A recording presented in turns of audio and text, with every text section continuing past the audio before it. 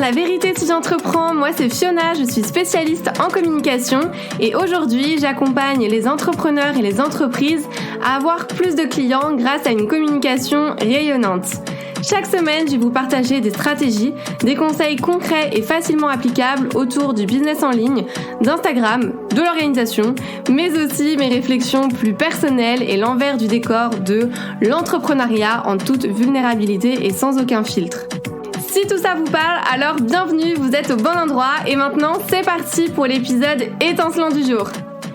Hello tout le monde, je suis hyper contente de vous retrouver pour un nouvel épisode un peu spécial aujourd'hui, puisqu'on va parler d'un sujet un peu touchy, qui est du coup, est-ce qu'il faut souffrir pour réussir? Est-ce que, je dirais même, est-ce que le chemin de la réussite est finalement un chemin de douleur? Est-ce qu'on doit forcément passer par un burn-out ou presque, frôler le burn-out pour atteindre le succès? Voilà, je pense que c'est des questions, peut-être que vous vous posez d'ailleurs, que moi je me suis beaucoup posée aussi, à force d'entendre tout et son contraire et de voir, différentes histoires. Déjà, je tiens à faire un petit disclaimer avant de commencer parce qu'on n'a pas tous la même définition de la réussite. C'est vrai qu'elle peut être atteinte de différentes manières. Pour certains, ça va être en termes de chiffre d'affaires. Pour d'autres, ça va être en termes de temps passé à travailler sur une semaine, donc le fait de moins travailler. Je pense qu'il n'y a pas une vérité absolue avec une bonne réponse puisque c'est vraiment propre à chacun. Il y en a pour qui la réussite a une vraie face cachée avec derrière ça beaucoup d'efforts, beaucoup de douleurs, beaucoup de larmes, de persévérance. Et pour d'autres, ils vont voir plutôt les épreuves, les échecs comme quelque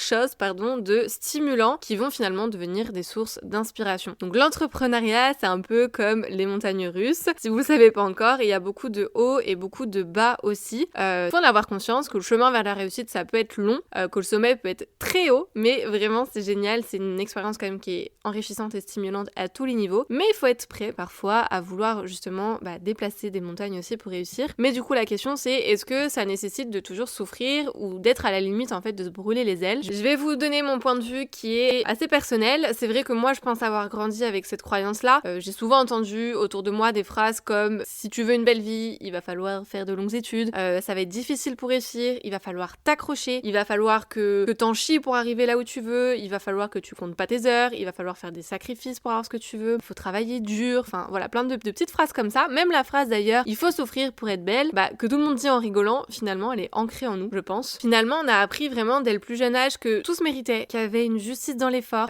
qu'on n'avait rien sans rien, et c'est bien connu, 80% de nos croyances s'installent dès l'enfance. Donc si jamais vous avez ces croyances là, regardez du côté de votre enfance, de votre passé, ça peut aussi vous aider à comprendre certaines choses. Et avant tout aussi, j'ai envie de rebondir un petit peu sur ce que je viens de vous dire, notamment l'expression il faut travailler dur pour réussir dans la vie.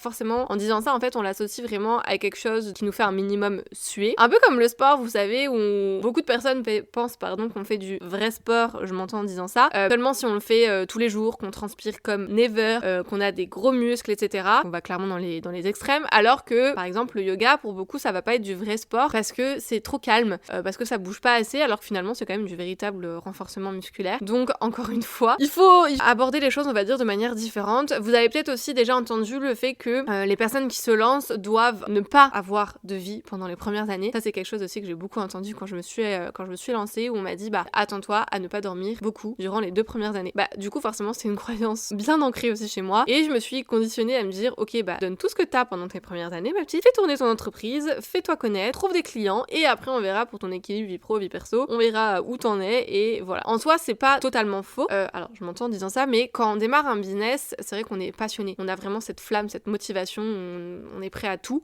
on pense qu'à notre business, on mange business, on boit business, on dort business, et on voit pas le temps passer du coup quand on travaille parce que clairement on est passionné. Et forcément au bout d'un moment, ces 70 heures par semaine de boulot deviennent une sorte de normalité, et du coup c'est compliqué de revenir en arrière, de réduire justement son temps de travail parce qu'on a été habitué à ça et qu'on considère ça comme normal, alors que clairement il n'y a rien de normal à travailler 70 heures par semaine, qu'on se le dise. C'est comme dans les couples finalement, au début c'est hyper passionnel et au fil du temps la passion s'estompe pour faire apparaître d'autres choses qui sont aussi aussi super cool. Et c'est la même chose dans le business, il faut s'adapter et se dire que c'est pas normal d'avoir la même relation entre guillemets avec son travail par rapport à nos débuts où on fait tout pour travailler, on s'acharne, on fait tout en fonction de son business. Ne me faites pas dire ce que je n'ai pas dit, je dis pas qu'il faut après lâcher le business et on n'est plus passionné, etc. C'est pas vrai, mais il faut trouver une organisation justement qui fait que on passe moins de temps sur le business pour profiter aussi finalement des avantages d'être son propre patron, sa propre patronne. Donc on peut dire, par rapport à ce que je vous ai dit, que je fais partie de la team qui pense qu'il faut souffrir pour réussir. Du moins, j'ai fait partie de cette team parce que maintenant j'ai une réponse un peu plus, on va dire, nuancée. C'est comme tout dans la vie pour moi, il n'y a pas tout qui est tout blanc ou tout noir. Par contre, ce que je peux vous dire, c'est que déjà, ça veut rien dire de souffrir pour réussir parce que sinon, toutes les personnes qui travaillent dur, qui bossent 50 heures par semaine, qui sacrifient leur vie perso, auraient une vie pleine de succès et seraient pleinement heureux dans leur vie. Ça se saurait si c'était le raccourci pour réussir, ce n'est pas le cas, sinon tout le monde le ferait. Il y a beaucoup d'a priori, en tout cas pour moi, c'est un peu comme les gens aussi qui pensent qu'il faut toujours travailler plus pour montrer qu'on est compétent. Vous savez, dans le salariat, tout le monde reste tard juste pour pas partir tôt, par peur que les autres croient que toute la coule douce. Ça, c'est quelque chose que moi j'ai vu dans les grandes entreprises. Si tu partais à 17h, t'étais vu comme un alien en mode qu'est-ce que tu fais, alors que c'est pas parce que tu fais une journée de 12 heures que t'as été plus productive, plus efficace qu'une personne qui a fait une journée de 7 heures. Il faut arrêter vraiment de confondre les deux et commencer à voir comment le temps de travail finalement est utilisé. C'est ça qui est important. Et c'est pareil dans l'entrepreneuriat, qui fait la différence entre ceux qui travaillent dur et qui n'arrivent pas à atteindre leurs ambitions et ceux qui travaillent dur et qui ont leur vie de rêve. C'est bel et bien en fait ce qu'ils font pendant justement ces heures de travail. C'est la pertinence des actions qu'ils mettent en place. Finalement, ils dépensent plutôt leur énergie au bon endroit pour des actions qui leur permettent d'atteindre leurs objectifs. Et il y a jamais aussi, gardez ça en tête, il y a jamais qu'un seul moyen d'atteindre ces objectifs. Il y en a plein, mais on a quand même tendance à aller vers ceux qui sont les plus difficiles pour faire aussi comme tout le monde, sans voir ce qui nous correspond le mieux. On fait tout ça par habitude parce qu'on a grandi aussi dans une société qui met en avant le fait, encore une fois, que travailler dur mène à la réussite, parce que le système éducatif aussi, et même professionnel, nous ont fait croire qu'on doit accepter n'importe quoi, et puis sans se plaindre aussi, de préférence tant qu'à faire. On a grandi avec l'idée qu'il faut que ça soit comme ça, qu'il faut que ça soit dur, et comme j'ai dit, l'entrepreneuriat, c'est vraiment les montagnes russes. Alors bien sûr, il y a, et il y aura certainement des moments de stress, des difficultés, que ça soit quand vous êtes sur le point justement de prendre une décision importante, vous devez répondre à des demandes imprévues, que vous devez faire face à une baisse de chiffre d'affaires ou même un manque de clients, tout ça, c'est normal d'avoir des moments de panique, c'est normal de pas se sentir au top dans ces moments-là, mais ce n'est pas non plus nécessaire de souffrir pour réussir, en tout cas en tant qu'entrepreneur. Ça peut devenir une souffrance si on se préserve pas, si on fait pas attention justement à sa charge mentale, à son quotidien, à soi-même finalement, à son bien-être. Et c'est pour ça d'ailleurs qu'on entend de plus en plus parler de slowprenariat, c'est-à-dire de travailler moins mais mieux, parce que je pense que clairement c'est la clé. Il faut se rendre compte qu'il y a de plus en plus d'opportunités qui font qu'on peut changer notre quotidien, mais les gens, et surtout de nos jours, ils veulent des résultats tout de suite, maintenant, sans forcément travailler. Les gens qui se lancent par exemple dans l'entrepreneuriat, ils pensent que c'est facile, qu'ils vont pouvoir travailler quand ils veulent, d'où ils veulent, sans faire grand chose. Voilà, c'est ce qui a été inculqué avec beaucoup de vidéos bullshit qu'on voit passer. Et il faut avoir conscience que ça prend du temps. Il faut avoir conscience des contraintes que ça implique aussi pour être sûr de faire ça pour les bonnes raisons. Et finalement, du coup, beaucoup abandonnent parce que justement, ils ont pas le goût de l'effort, ils font pas le cheminement nécessaire, parce qu'encore une fois, on a fait trop souvent des raccourcis. Par exemple, école est égal à diplôme, diplôme est égal à boulot, boulot est égal à argent, et on vit avec ces raccourcis. Et d'ailleurs, c'est ce que mon copain m'a sorti il y a pas longtemps, il m'a dit mot pour mot, mais toi avec ton super diplôme, en vrai, t'aurais pas de mal à prendre un taf en étant super bien payé. Et dans ma tête, je me suis dit, mais cette insouciance.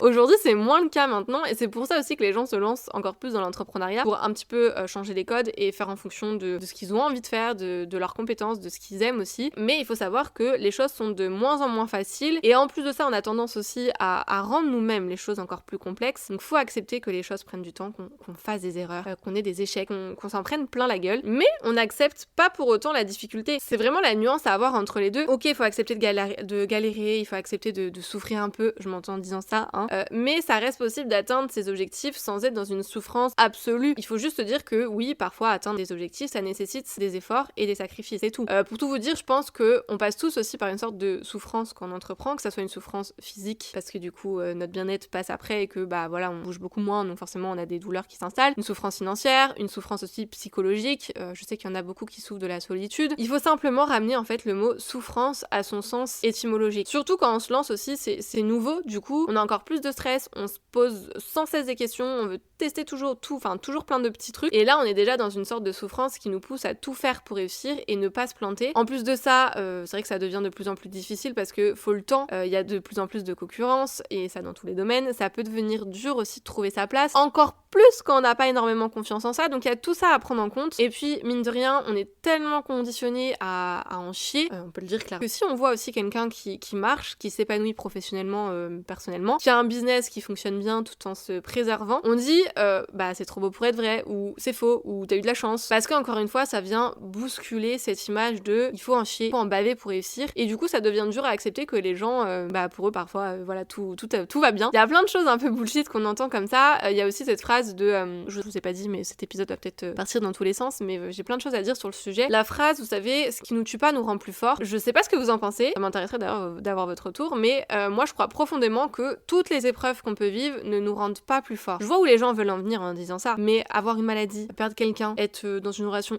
hyper ultra toxique, tout ça, bah ça peut laisser des traces qui ont certaines conséquences, qui fragilisent, qui affaiblissent, qui isolent, bref, qui ont plein de conséquences négatives. Et de nos jours, on dit à chaque fois qu'il faut tout montrer pour inspirer les autres, pour leur montrer qu'on peut réussir même quand on a traversé des choses compliquées, que tout le monde peut rebondir peu importe les échecs. Mais finalement, est-ce que justement tout ça, ça entretient pas cette idée de il faut souffrir pour réussir, entre guillemets, je mets des gros guillemets, et je dirais même que ça peut faire culpabiliser, je trouve, les personnes qui n'ont pas eu du coup de gros échecs, qui n'ont pas eu de drame dans leur vie, qui viennent du coup à inventer des choses justement pour faire du storytelling, pour faire comme les autres, pour toucher plus de monde, pour générer des émotions, parce que ils voient que les gens qui réussissent par exemple ont des storytelling dans ce sens-là. Bah non, en fait c'est pas ça pour moi la clé, et sachez aussi que ce n'est pas parce que vous avez enchaîné les galères, que vous avez eu des traumatismes, que ça va forcément vous amener du succès. Bon, bref, ça c'était une parenthèse. Je vais quand même du coup vous partager quelques conseils pour mieux vivre et pour mieux appréhender l'entrepreneuriat sans être dans une souffrance, ou en tout cas sans se brûler les ailes. Premier conseil, ça va être de définir vos objectifs en amont. Si vous avez bien défini vos objectifs, que vous savez ce que vous voulez, vous saurez ce que vous pouvez sacrifier entre guillemets. Quand on sait ce qu'on peut sacrifier, on le vit mieux parce qu'on l'accepte. Si vous définissez pas les choses, vous allez les subir et non les vivre. Donc c'est là en fait la nuance. Fixez-vous vraiment un cadre dès le début, définissez vos non négociables, ça va vraiment vous aider pour la suite. Deuxième conseil, partez toujours de vous, de vos besoins, de vos envies à vous. Encore une fois, vous n'aurez pas les mêmes envies, les mêmes objectifs que votre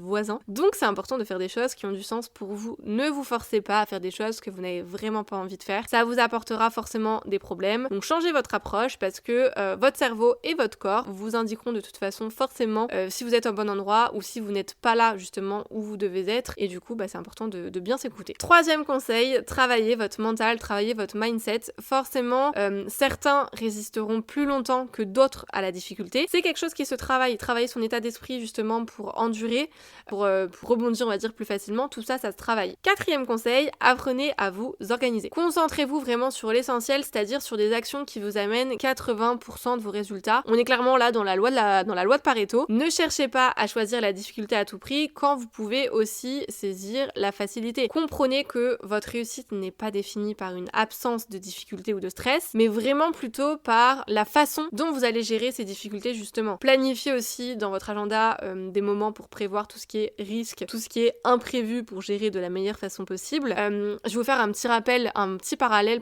que ma mère m'a rappelé quand on en a parlé de ça, parce que bon, faut rendre à César ce qui appartient à César.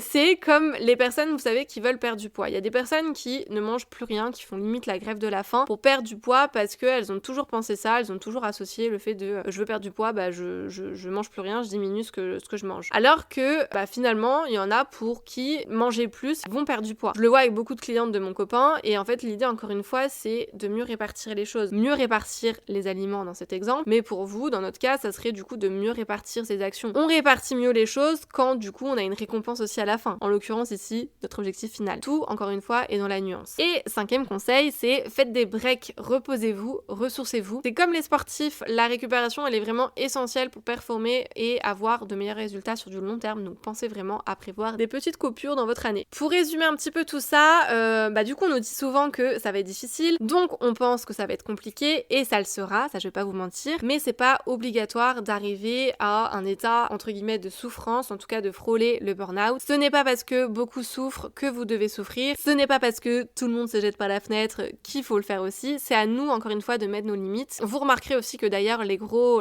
entrepreneurs qui gagnent même plus de 6 chiffres par an, beaucoup travaillent moins de 25 heures par semaine parce qu'ils ont compris encore une fois que le temps passé à travailler n'est pas corrélé à leur chiffre d'affaires et surtout que l'entrepreneuriat aussi n'est pas un sprint mais un marathon. C'est le système qui veut qu'on croie ça. Bien sûr, il y a des gens qui travaillent dur pour gagner leur vie, les médecins par exemple, et d'ailleurs j'ai un profond respect pour ces personnes-là, mais encore une fois, il faut travailler intelligemment pour bien gagner sa vie. Pour comprendre ça, en fait, regardez vraiment autour de vous, dans votre entourage, et vous allez voir qu'en fait, les personnes généralement qui réussissent entre guillemets dans la vie, c'est pas des hard workers, des personnes qui travaillent super dur. Vous pouvez être un entrepreneur à succès et avoir du temps pour vous. L'un va pas forcément sans l'autre, mais ça nécessite bien sûr de mettre en place certaines actions, de revoir aussi votre façon de faire. Donc voilà, pour conclure, on n'est pas obligé de s'épuiser, on n'est pas obligé de finir en burn-out pour réussir, mais voilà, en fait je sais pas comment conclure cet épisode puisque je pense que ça dépend vraiment de plein de prismes différents, mais en tout cas l'objectif de cet épisode c'était aussi de susciter la réflexion et d'élargir un petit peu ce sujet parce que encore une fois il n'y a pas de réponse universelle, il n'y a pas une bonne réponse. Ça m'intéresse aussi d'avoir votre avis sur ça. N'hésitez pas à me dire ce que vous en pensez. Voilà, faut-il souffrir pour réussir? Vous avez 2 heures. Moi, comme je vous ai dit, j'ai une réponse un petit peu plus nuancée. Enfin, c'est normal, à mon sens, d'en chier, surtout dans les débuts, parce que voilà, il y a des efforts à faire et qu'il y a beaucoup de choses à mettre en place. Mais si on sait justement où on va, pourquoi, et qu'on est un minimum organisé, on n'est pas du tout obligé de s'épuiser à la tâche pour réussir. N'hésitez pas à me faire un retour sur Insta pour me faire part de votre réflexion à vous. Ça m'intéresse vraiment d'avoir votre retour par rapport à ce sujet. Et puis en attendant, je vous dis à la semaine prochaine. C'est tout pour aujourd'hui, j'espère que cet épisode vous a plu. N'hésitez pas à vous abonner si vous ne voulez absolument pas manquer les prochains épisodes et à laisser 5 étoiles pour me soutenir. Vous pouvez me retrouver sur Insta pour encore plus de conseils ou si vous voulez simplement papoter. En tout cas, merci de m'avoir écouté. Je vous dis à très vite pour un nouvel épisode La vérité si j'entreprends. Je vous fais des bisous.